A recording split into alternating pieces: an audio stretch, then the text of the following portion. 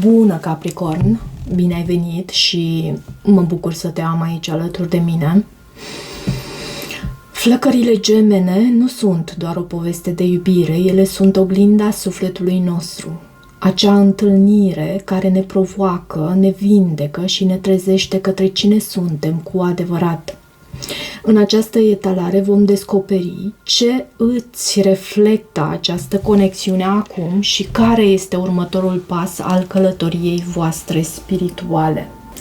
Ok, și să vedem pentru Capricorn ce mesaje primim pentru această conexiune în care Capricornul se află, această legătură cu flacăra sa geamănă.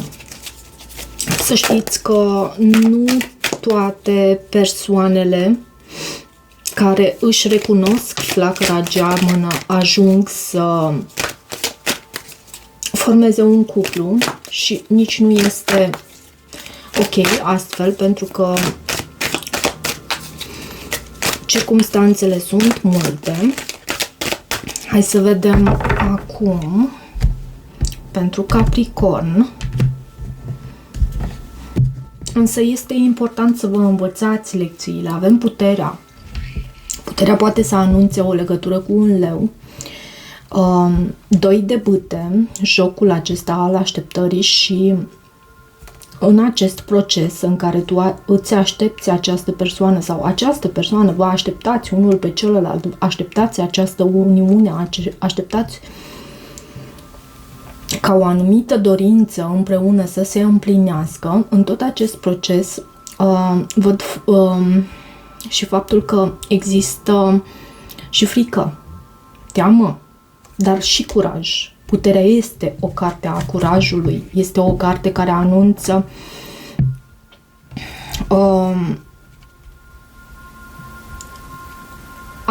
o persoană extrem de puternică, care știe să se tempereze. De asemenea, avem 6 de bâte. Poate ai de a face cu un leu sau cu un semn de foc. 7 de monede în energia acestei persoane. Diavolul, tentație, în oglinda dintre voi. 8 de monede. Magicianul. Cărți diferite văd pentru tine. 3 de spade și în ceea ce urmează în următoarea perioadă, pe termen scurt, avem 9 de bâte. 9 de bâte anunță în acest oracol protecție din partea ghizilor tăi spirituali, din partea planului acesta spiritual, energetic. Anunță faptul că tu ai trimis în univers de asemenea anumite energii care acum ți-au adus ție această protecție pe care tu o ai în planul spiritual. Te văd pe tine aici, protejat de această entitate din spatele tău. De asemenea, poate reprezenta relația voastră, relația ta cu această persoană. Ce nu am spus aici, cu această carte Puterea, uneori poate să vorbească despre a-ți înfrâna din anumite instincte de a comunica, de a acționa, de a merge în direcția celuilalt, tocmai pentru că nu este momentul potrivit, nu este momentul oportun, nu este potrivit acest lucru. 6 de bâte, așa cum am spus, este energia ta în prezent, cum te afli tu în această conexiune, ce reflectă sufletul tău acum. Văd la tine, Capricorn, că te simți așa pe cai mari.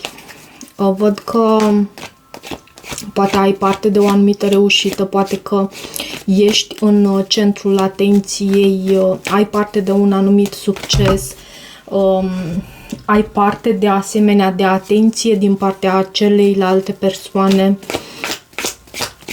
De ce acest card, victorie și succes? 6 de bâte.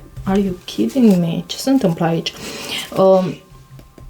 Închei ceva cu succes, obții ceva anume. Poate în planul acesta al stabilității tale, poate chiar financiare, ai parte de o anumită reușită. La Capricorn asta văd. Mai dăm eu cartea aici. Ambele, de fapt ambele, 6 de bâte este și cartea leului. La fel ca acest card, puterea. Turnul.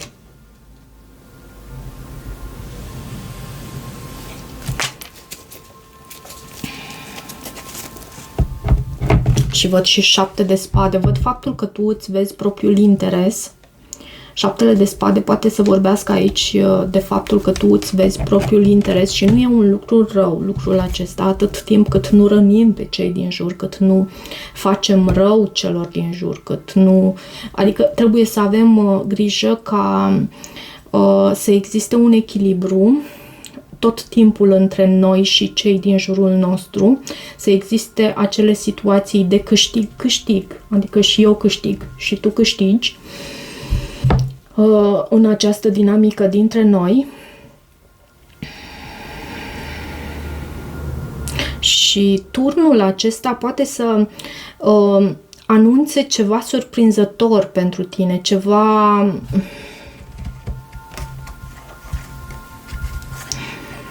O anumită oportunitate ce poate să vină în calea ta cu acest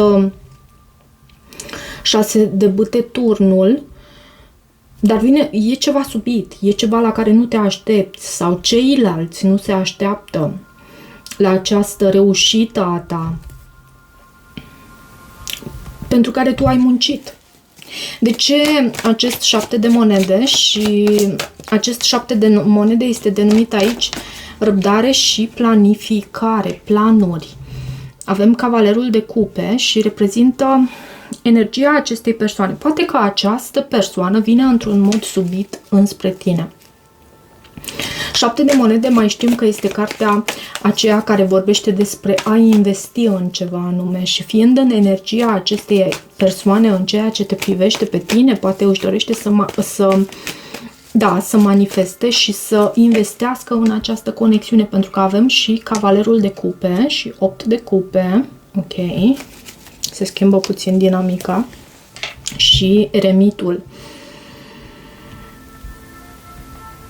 Posibil să existe și o anumită dezamăgire cu acest 7 de monede, dar și având și acest 8 de cupe, e ca și cum această persoană mai târziu e posibil să se retragă.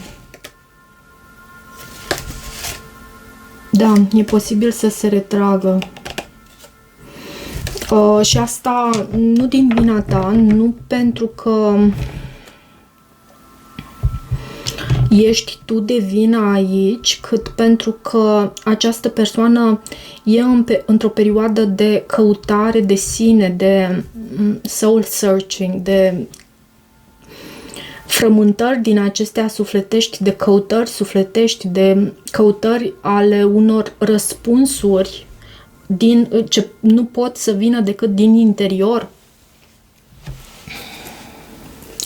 În oglinda dintre voi avem acest card, diavolul, tentație. Ce oglindiți unul în celălalt, ce tipar comun se revelează acum. Acum, cea mai ușoară interpretare cu acest card, diavolul, o reprezintă faptul că există o atracție puternică între voi, este și o carte a sexualității, dar acest card poate să anunțe și faptul că... Nu, hai să vedem ce clarificări primim. 10 de monede, poate există o căsnicie la mijloc. Poate că comunitatea voastră, pentru că acest card 10 de monede de multe ori poate fi și cartea comunității. Te poate reprezenta și pe tine, poate ai de a face cu un alt Capricorn sau și spânzuratul reprezintă zodia Pești. Există ceva toxic aici. Există ceva toxic aici. Poate că sacrificiile pe care tu le-ai făcut până acum în această conexiune au fost mult prea mult. Pentru că avem împreună cele două cărți, Regina de Monede și cartea aceasta, Spânzuratul, care vorbește despre sacrificii. 10 de monede am să spun că este și o carte a angajamentului, însă împreună cu acest card, diavolul, e ceva nesănătos aici.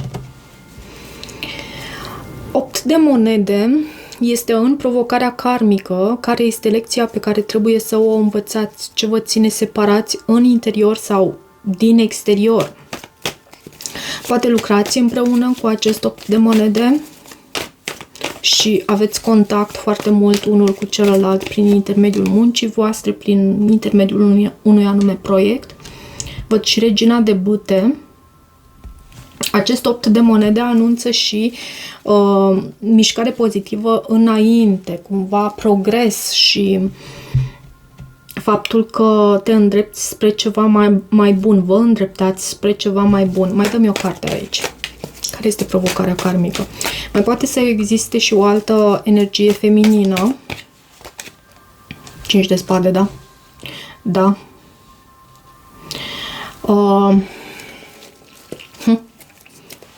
Despre care tu să conștientizezi aici.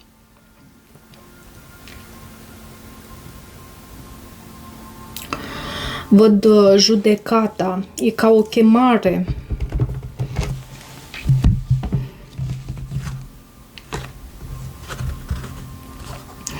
Și foarte curios, vezi tu, cred că provocarea karmică aici pentru voi este aceea de a continua să munciți la această, să încercați să reparați ceea ce înseamnă conexiunea voastră. Tocmai acest lucru reprezintă provocarea aici. Pentru unii mai există o altă persoană, însă nu cred că pentru toată lumea. Pentru că văd și acest rege de bâte aici, la baza pachetului, și o persoană care își ia o pauză în această dinamică și e cineva aici care își dorește să câștige cu orice preț. Deci cumva e necesar echilibru, să mergeți înspre a repara această conexiune, dar într-un mod echilibrat. Eu dau puțin, vreau să văd dacă primesc feedback de la tine și tot așa până ce se repară acea fisură care e posibil există aici între voi.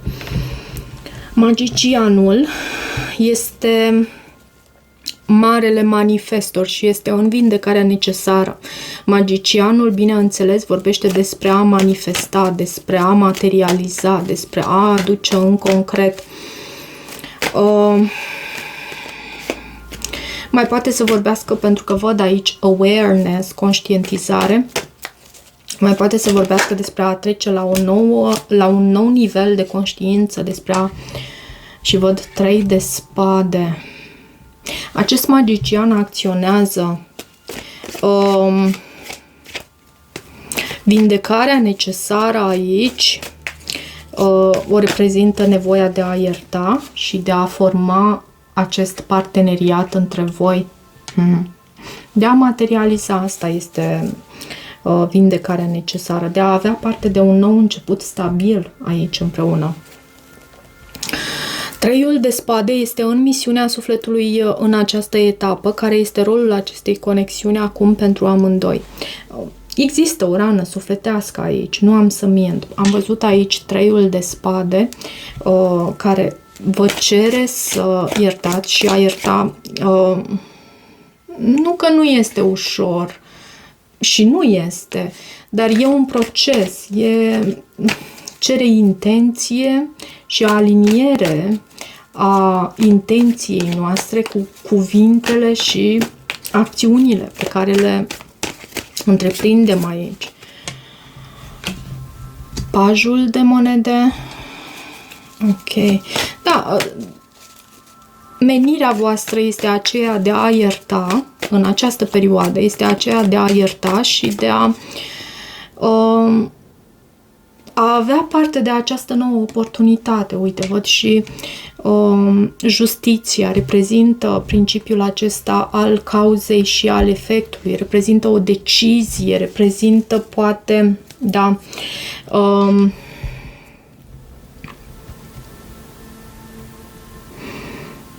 reprezintă adevărul acest card, justiția. Poate ai de a face și cu o balanță, dar e nevoie de iertare pentru a avea parte de această nouă oportunitate care poate să ducă la ceva foarte serios, cu un contract între voi, pentru unii dintre voi, însă e destul de complicat aici.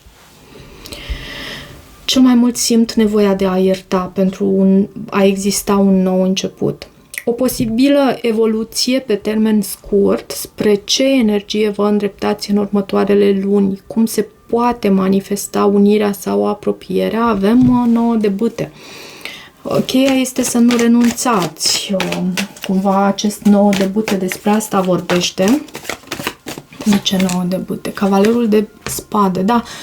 Să spuneți adevărul, să acționați, să comunicați. Și asta văd până la urmă. Nu este doar un sfat pentru tine, dar 9 de bâte mai este denumit în tarotul clasic și războinicul rănit până la urmă. Și de ce 9 de bâte? Și 3 de cupe. Văd reuniune, văd faptul că veți petrece timp împreună, veți sărbători ceva anume, dar în niciun caz nu acționați într-un mod haotic, pentru că acest cavaler de spade poate să anunțe și acest lucru și poate de aceea cineva e rănit aici în următoarea perioadă. Nu e ceva foarte grav, dar e ceva aici care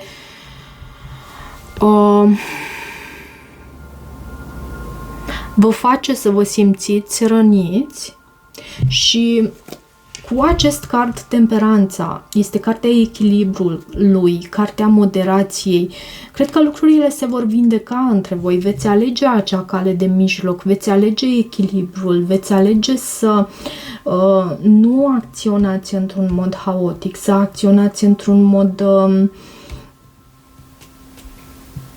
echilibrat și care să ducă pe mai departe la vindecare. Hai să văd și din acest oracol ce urmează pentru Capricorn și flacăra sa geamănă. Ce urmează pentru voi? Ce urmează? Între tine și această persoană, te rog, Spirit, să mă ajuți. Ce urmează între Capricorn și flacăra sa geamănă în următoarea perioadă? Atracție. Tu nu trebuie să uiți de faptul că atragi iubire romantică, bucurându-te de acest moment din plin. Nu uita de acest lucru. Ok. Ce mai avem aici? Sentimentul acesta de codependență. Poate despre asta este vorba cu acest diavol. Adicțiile îți afectează viața romantică. Exprimă-ți iubirea. Mergi și fă acel gest romantic pe care tu ești ghidat să îl faci. Ok. Cam atât pentru această citire, dragilor. Dacă rezonați cu acest mesaj, nu uitați să vă abonați canalului, să mai treceți pe aici, să îmi lăsați un feedback al vostru și o apreciere.